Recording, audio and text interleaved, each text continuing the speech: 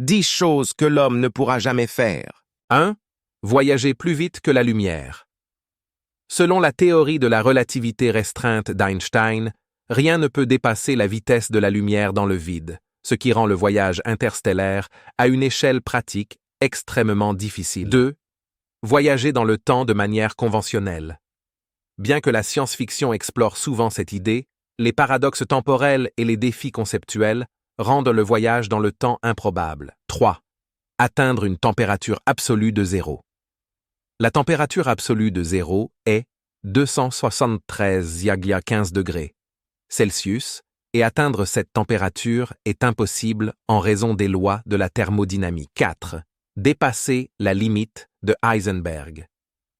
Le principe d'incertitude d'Heisenberg limite notre capacité à connaître simultanément avec précision la position et la vitesse d'une particule subatomique. 5. Réaliser une source d'énergie illimitée.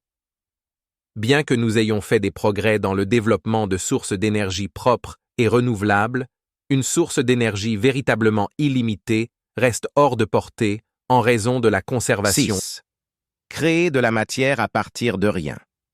La conservation de la masse et de l'énergie implique que la création de matière à partir de rien est impossible. 7. Atteindre l'immortalité biologique. Les êtres humains sont soumis au vieillissement cellulaire et à la mort inévitable en raison de l'accumulation de dommages cellulaires au fil 8. du temps.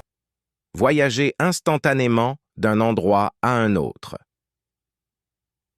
La téléportation telle qu'elle est souvent représentée dans la science-fiction implique la démolécularisation complète et la remolécularisation à un autre endroit, ce qui pose d'énormes défis technologiques et théoriques. 9. Dépasser la limite d'entropie.